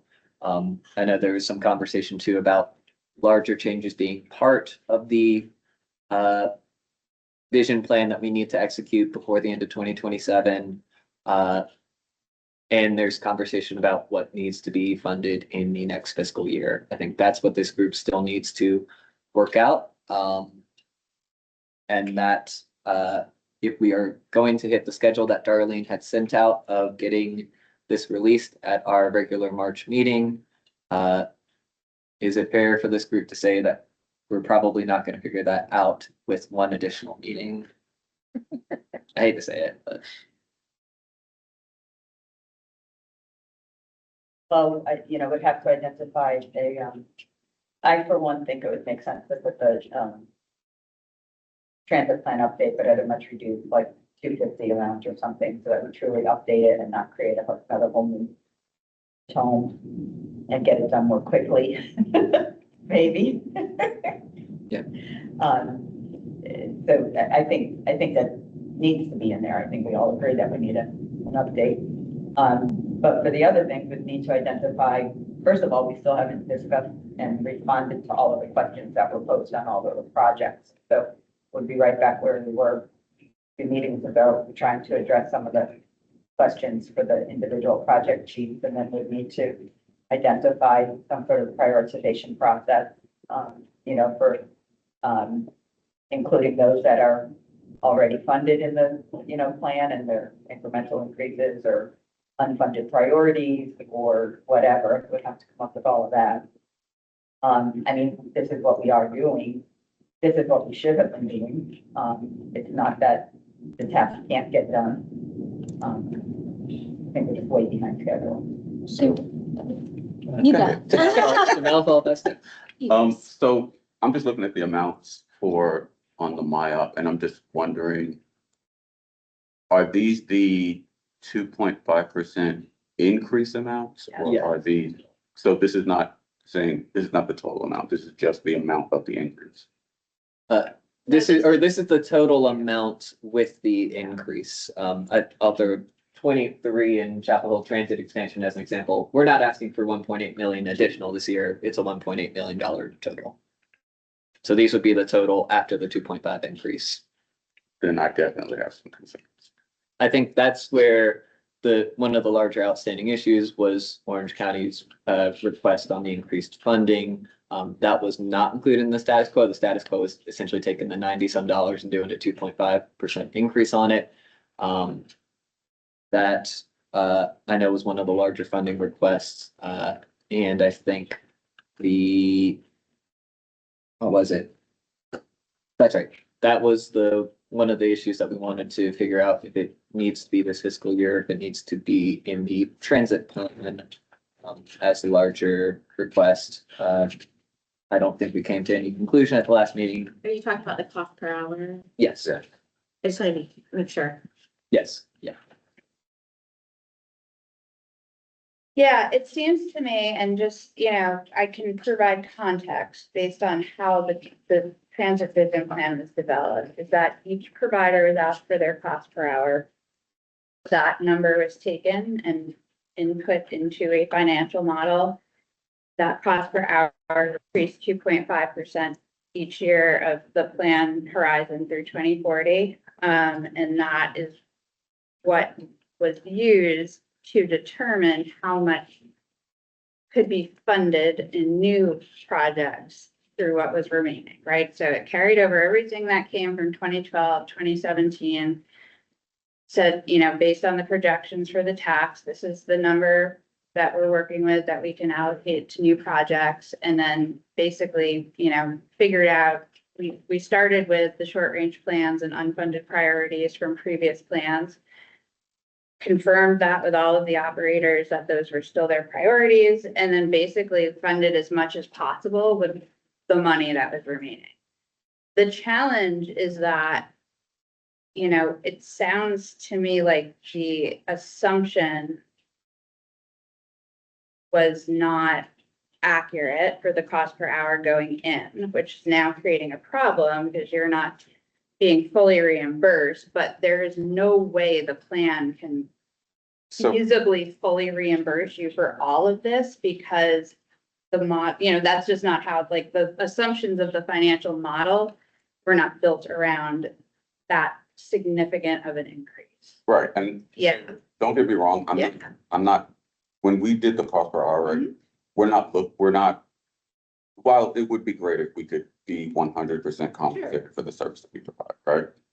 I think that the issue that we have is that the assumption going in and the actual, Yeah, right? They were so far I off, hear you. Yeah. like, they were significantly off, Mhm. right? So it's like, now we're not even getting close. We are, like, the gap is just, it's just huge. Yeah. And But Can if I the, just Yeah, yeah, sorry. So I think this to me seems like such a fundamental issue that I don't think we're gonna resolve it until we go back to do like the transit vision plan, because I think this will result in projects needing to be eliminated because there's no way that there's ever gonna be enough tax revenue, right, to support the true cost per hour. So there needs to be some kind of reset so that we can figure out, instead of, trying to catch up year after year when you all know you're never going to be made whole. Like, it seems to me it makes more sense to figure out what the true cost per hour is and what can be supported by the projected tax revenues, right? Like, in that, quite frankly, I think it's going to mean hard decisions. Like, there's just not enough funding for everything that was adopted at that significantly higher cost per hour. and that's exactly where I was heading. Yeah. That's much better Yeah. than I would have. But before we start going, Stephanie, you had a hand up a while ago. This is a good discussion, so I don't want to lose track, but before I forget what I was gonna say, someone at the last meeting suggested, rather than going back, Meg, to what you just said, like where we were a month ago, if every one of the sort of project sponsors could just prioritize, like if there's a way, if there are ones that can be eliminated by the project sponsor, or like certain ones that are like really, really important that you could clue the rest of us in on, that would be helpful for going forward with the discussions. Cause I don't know of all of these projects, are there some that like we really need to figure out a way to keep in? But I don't remember who made that comment last time, that just, So there I may be think some. what Caroline just said, though, makes that a complete impossibility, because what she's saying is that we never could have funded these projects if that cost per hour from OPT was included in the last plan. So quite likely, half of OPT's projects wouldn't even be in there, because their cost per hour, they're saying now, is almost double. They never would have been in the plan. But aren't we waiting till the transit plan update to deal with the cost per hour? So right now. Right. I think So that's still on the that- table. That's been thrown out. Okay, So what I'm saying is that, That's- so you can't assume that the prioritization of those projects would have been the same if that double cost per hour was Mhm. used in the original plan. I guess I was trying to figure out if there's some that can be eliminated. Well, but the request to double a cost per hour is a plan level adjustment. That's Right. such a crazy adjustment. So you have to start digging into what the projects themselves are. Like, would that project have even been elevated Mhm. at that cost per hour? Recognizing what it would have contributed back to transit in the county. And the cost per hour only pertains to the Orange County So projects. that's what's causing So the let's just their hang increase to be so. hang on for a Okay. second. I'm sorry, Josh. I do want to give Sarah Yeah, a yeah. chance. Go ahead. So we're not asking to go retroactively and look at the past, right? We're asking to look at what's happening for fiscal year 27. And it is putting us in a deficit. And this is a chronic problem. The county's in a very tight budget year, so we're looking at potential reductions, and that's not where we want to be. So we're in a tight spot, and I just want to level set with everybody. You know, we are trying to offer all the services and do all the things, and that's hard to do. I also wanted to bring up that we did take those Q2 amendments to the board last night, and they did have some very specific feedback on some of them. And so commissioners did see the staffing study as being a priority. So I wanted to bring that up. I emailed the chair and vice chair this morning. So as we're considering what some of the priorities might be, that staffing study, I think, is important to informing the transit plan. So that seems to be an element that we need to consider as well. So if we looked at, it's right, everybody has a budget, everybody needs to be whole, but at the transit plan level, I have to assume, I know I would not support a project for $500,000 that provides 900 trips a year. Like, there's just values that have to be placed on the projects. And we understand there's differences between coverage service and ridership service, but there has to be a reality check in how much we're willing to pay per trip for even coverage service. And, you know, $500 a trip is not a reasonable amount of money when you look at something like the MOD. But I don't think that there was anything in it that's costing 500. But if you look at the project sheet and you look at the reported number of trips, it breaks out to that amount of money per trip. And so that's not a reasonable project to just say, oh, sure, just so Orange can be whole in their budget, we'll keep throwing money at that project. And with operating, you can't do it for just 1 year. If you increase operating, you increase operating, and that's what goes in perpetuity. And so we have to be able to let these projects compete against each other in a more thorough, well thought out way. You know, with all of these projects, there's value. I mean, if we start, we can't ask coverage projects to compete with ridership projects. That's just not necessarily appropriate, but there still has to be a reality check within the type of service. Sarah, then followed by myself. I don't know where the $500 Yeah, I don't. number is coming from, and so I just want to ask that you all strike that from your memory. That's not accurate.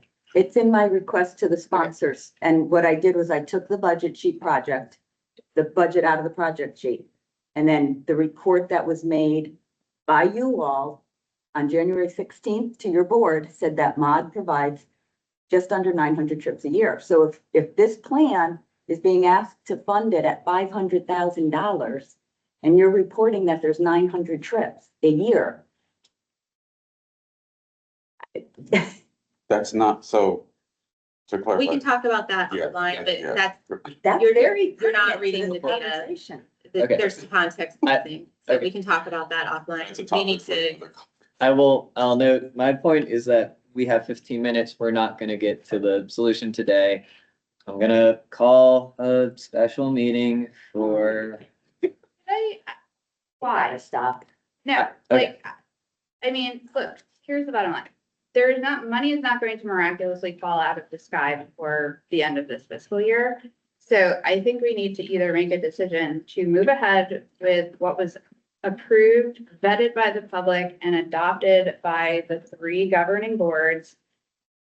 You know, move ahead with what that was, and then let's really work and dig in to try to solve some of these problems. I don't think it helps to hold this up for another month. I think we have to move forward, and I would recommend that we move this forward with the understanding that we are going to spend some time digging into some of these issues. The status quo, is that what you? Yeah. I think if there is enough folks, if it seems like enough folks are willing to vote on the status quo in our March meeting, then we can move it forward at the March meeting. If we don't have enough folks who are willing to vote on this status quo budget at the March meeting, we got to keep talking. So I'll throw a straw poll out there. Who would be willing to vote on? Yes. So, based on on what TDA had. Mhm. This is what we're going on for FY 27 with those numbers and with those projects, correct? Okay. Yeah, plus any FY 26 carryover, but no new requests, none of the Q3, none of the Q4, and the Q2 have been formally rejected, so none of the Q2 if we bring them back. The only thing that we may want to add to the status quo, which we discussed last meeting, was funding a new transit vision plan. I've also heard Sarah throw out potentially funding the staffing study that we know the NPO is already actively contracting. Whoa. Those are the two things I've heard We that cannot could be on top beholden of the status to quo. An agency that went ahead and moved forward with contracting for a project that's been asking this transit plan to fund. Like, that is so inappropriate. I, for one, don't want to move forward with a, staffing plan if we're not moving forward with other things that had been identified earlier. It's not essential. I don't know if somebody made a commitment to trying to get it funded through here and they've moved on that and went into this contract. Madeline, I don't know. I'll say the TPO has made moves to start that contracting and the Orange County Commissioners have expressed a strong interest in it before approving some of the Go Triangle projects they rejected in the Q2 amendments. That I listened to the meeting last night. They are one of multiple governing bodies. And if we go with the status quo, there are no staffing. And I would recommend a staffing study be brought in, just like all the others, at a later date. Wouldn't that be sorry, I'm sorry, I just want to ask, what is the, I'm trying to be courteous because I just don't know. What is the purpose of the staffing study? Is that to determine Orange County's department? How many? Wake and Durham people- counties are doing a staffing study of all the staff that are utilized and paid for by the transit plans. And so Mhm. this would be doing one in Orange County at the same time, so they're all benchmarked together. And are there, is the administrator position paid in part by the transit plan now? And that's the only And position? it'd be comparing There all are the others. Project sponsored, individual project. For individual? So like we have. comparing Okay. Yeah. what the transit plan is paying for at different agencies to try and level set so that agencies are getting appropriately paid across the board so that there's some equity in that going forward as the new transit plans are developed. Okay, thank you for that. Yes. so, sorry, this is to Meg's issue. My thing would be so that we're not beholden to any single voting member board. If it is a priority, right? And and there's funding to support it, and it is clearly been identified as a priority, let the boards decide. Our board has identified priorities as well. We can't go on a single board suggestion that some project be done. I mean, there's a process here. The staff work group recommends these projects for approval to those governing bodies, and I'm suggesting that we stick with status quo. And that we not now piecemeal with, individual pet projects. I Okay, think that's a decision for the boards to decide. And I'll say I've heard interest in both, of just adding the transit plan and adding the transit plan and staffing study. I don't think I've heard any interest in doing the status quo without the transit plan update. Stephanie? Doesn't this come down to the vote that we make in March? Yes. So then, I like, think, it's not, this doesn't have to be consensus, no, right? this is Like, not, I think everyone has the right to the opinions that they have for the Yes. reasons that they have them. So my understanding is that you were saying at our next meeting, we would take a vote and that's when we will see how people yes, I think. vote that- on this topic. Yes, I do want to gauge if we don't think that the vote could get anywhere close to approval, we need to do more work ahead of time. If there's a feeling that this could actually have a vote that succeeds at our March meeting, we don't need a new special meeting. Can you take the straw poll without the staffing study, just to see if we're like close on the transit plan and status quo? That's my intent. Okay. I want to keep the discussion, Sarah. I would need more information from the tax district about what the balance is before I would be able to vote. 6.5. 6.5. Yes. Yeah, is there anything that wasn't in their presentation that you specifically wanted to highlight?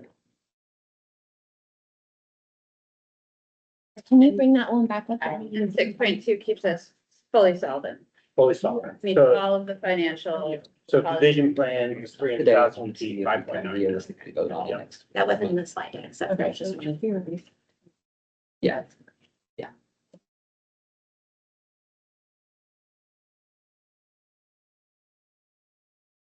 Yeah, this presentation that they had sent out last week, was in our packets. So 6.2 is now. Yes, this, if status quo is 6.2, that doesn't include the transit plan update, which I think has been bounced around somewhere between 250 and 500 as a capital.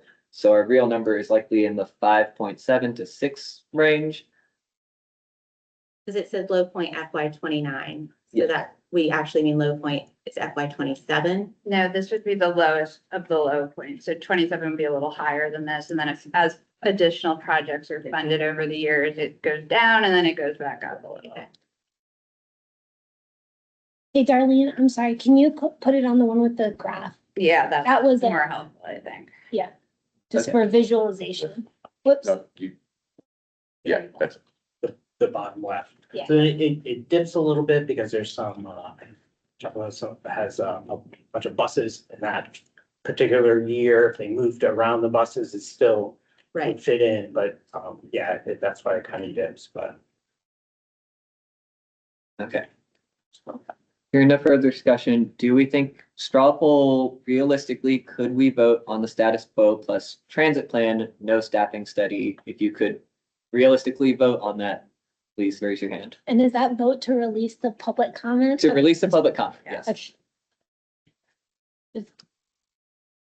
This plan or Mhm. have to be adopted by June 30th, like, local governments have to have their budget adopted. Is that an obligation for us as well? Yeah, It is, we will default back to the FY 26 plan with no increases. If we don't, I will say, from what I understand, we really should adopt it on time. So if we're not releasing the public comment until March, are we able to meet that deadline? I think if we release in March, we can hit this deadline just about with no slack in the schedule. If we don't release it at March, we cannot hit the schedule. Which is why I want to make sure that we are ready to vote at our next meeting, because if we're not, we need to hold some work ahead of that, and that should be scheduled now. I didn't count the hands. I saw about 4. Who would be willing to vote on this with the transit plan and a staffing study as a status quo? so we. I'm is there- sorry, wait, I have a question. Yeah. So it sounds to me like what you're saying is if we do not approve an FY 27 plan to put out to the public next month, that there is no pathway to approval prior to the end of the fiscal year? Our pathway gets very, very narrow Okay. because we do need a public hearing from the BOCC Right. in April or May. Okay.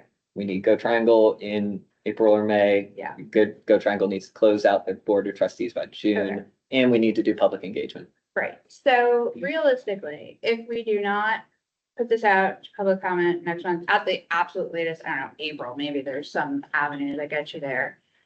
Then what happens is we revert to FY 26, which means no additional funding, no. For anything. No Yeah. 2.5, Right. no. Yep, okay, And I think that's easy. There would also need to be new ordinances signed. Yeah. They'll have to approve that, the continuation. The Orange County Board of Commissioners would need to approve the continuation. Go Triangle would have to approve those new ordinances. New project agreements for that interim budget would need to be approved. And then once you finally pass the budget, we have then to do all of it them. would be Yeah, all okay. over again. So, Yes. yeah, there needs to be an interim budget. Yeah. Which everyone, staff working group, Right. Orange County Board of Commissioners and Go Triangle would have to approve. And project agreements, which some of the project agreements aren't even signed yet, so. For FY 26. What happens if So- that doesn't go through? Right, then there's no funding that tax There's district no can money for that. distribute. So question. The 6.2, that includes the transit plan, correct? The 6.2 does not. When we asked them to do status quo, we said no new projects. Transit plan funding is a new project, so we took it out. Okay, so my question is this. If we include the transit plan First, what is the cost of the transit plan? And if it's a capital project, that is a one-time cost. Right. It is a capital project. It's been bounced around between 250 and 500. I believe the formal request from Orange County was 300. Okay. And then if we include the staffing study, what is the cost of the staffing study? The MPO's formal request for that was 200 as a one-time capital cost. Okay, so Yes, which does not take us below. it still doesn't, okay. It's feasible. I think Yes. it's that, the It's staffing study is. It's question. feasible. The staffing study is a value judgment. I think the transit plan, we all understand we need to legally do. Well, and part of the value judgment is against these other projects, which are also priorities, which I totally understand, but I also understand the Yes. deadline. I mean, like, for example, for our 800, we're talking about improving on-time performance for a route that's integral to this community that we know is having on-time performance issues for increase in revenue hours, not in cost per hour. That's extremely important to us. It's much more important to us to make sure our passengers have good service than to do a staffing study. I think if there's any conversation about the staffing study next time, I would like to ask that the MPO come with information about whether or not they've gone out to, if they've released a bid, a proposal, an RFQ, if they've released it with some amount from this transit plan, and if they've entered into contract. That we cannot be hand-tied by one agency that may have made such a move. Yeah, and I would say my interest is not in whether they've started the contracting, it's in getting this past the Orange County Commissioners who express that this is a thing they need to see. I'm not sure that that's how that played out. I understand this does need to get by the Orange County Commissioners. I want to make sure we need some of their interests to make sure that this can get approval. I've seen various hands up, I've seen different opinions. What I will suggest is that we come back next month and vote on the status quo with the transit plan and the staffing study. We can choose if we vote for it or against it. If we don't make it at the March meeting, I'll set up a special meeting in April as soon as possible, and we can discuss whether we need to pass a continuation of FY 26 or if we can actually get to an FY 27. All right. Does anybody actually want to do project sponsor updates? The only one I had was that the Q2 amendments were formally sent back from the county commissioners last night. I will ask that we consider those at the March meeting. I will note that Chapel Hill Transit had noted that those amendments will not be vital. And Orange County had administrative ones that we likely can make without doing a formal amendment. So that leaves Go Triangle with substantive funding amendments that were rejected at Q2. I think I'll be in contact with y'all to see how you'd like to approach those Q2 amendments, given Orange County Commissioner's feedback. But we will consider those at the March meeting as formal process asks. I'll also ask if we still have project sponsors with Q3 amendments, we consider those at the March meeting. March is also when we're supposed to consider the Q4 amendments, so. So they would all become Q4 amendments. Yes. Well, I know we have, so I know you all know we opened Russ Bus over in Raleigh, and we've bragged about it being on time and under budget, but it also received gold lead recognition as well. So that was exciting. This plan did not support that project financially, but the CRX, for example, if anybody taking the CRX does go to that facility. Like, so we're happy with that. I had a few other updates, Josh. Let's see, thought I wrote some down. Oh, we have service changes coming in March. Many of them.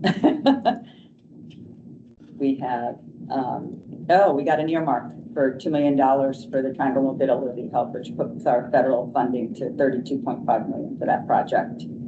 And this plan does fund a very small portion of that project as well. We have several large bus stops. They're not typical bus stops. They're the very large scale bus stops, like Easttown, for example, on 15501, going out to bid for construction. So we'll start seeing some of those Patterson Place, Falconbridge, Hunting Ridge. Yeah. And we'll be doing, we want to do some sort of special recognition or ribbon cutting on some of those, just so people are aware that they're there. They are rather significant stuff, so more to come. Yeah, that's it. Meg, this is Jay. I just wanted to add it. I just spoke with Gary actually about the Easttown. We received 3 bids. Very pleased with them. We anticipate construction beginning, this spring and being finished summer, certainly ahead of school returning in August. So really exciting update there that's gonna Jay. have a pretty constrained construction schedule. Thank you. Yeah, and this plan supported that. We have federal funding for that project, and this plan matched that project. I think to the tune of 100,000. Any other project sponsor updates? Congress appropriated the remainder of our $150 million item for an SBRT, which means that money is available. We just have to. All really excited for y'all. Now we just have to prove our worthiness. We are submitting our formal grant application on the 27th, so it'll be a busy couple of weeks. Which I guess means we might actually have to build it now. What is that time frame? For building it? Yeah. Right from. Early 2030 is our current scheduled launch of revenue service. Launch of revenue. Yeah, Oh, big scissors coming out. that's coming quickly. You're telling me. Yeah, so we're currently interviewing construction management services firms for that project, which has introduced me to a whole new world of things I didn't even know existed, like NCDOT's materials testing lab. I was like, wow, no idea. Who knew? They take core samples of everything and like these are like 40, 50-person teams. And They'll also charge you for that 5 years after your yeah. project is closed. yeah, that. You need to save about $500,000 to get an invoice 5 years after you thought you were done for Yeah. all of the DOT services. Yep. I'm just telling you the No, truth. it's good to You know. can I ask- you can ask Bert appreciate about that, that, yeah. Yeah, so onward, That's exciting. it is exciting. We are moving forward with the software implementation. With the transit plans help pay for. And we're also going to be doing Tri-Transit Week for the first time. Nice. So looking for information about that. Excited to participate in that. This is the trapeze. We did not go with trapeze. Can you say who you did or not We yet? went with CTS. So CTS? yeah. All right. Keep us posted. Well, thankfully, our next meeting is March 18th. Darlene said that you the amendments will be. Yes. That's That's right. Darlene sent out the email on the Q4 amendment deadline. Please make that deadline. Motion to adjourn. I'll move. Second. Any opposed? All right. Thanks, y'all. Wait for the day when somebody's opposed to that.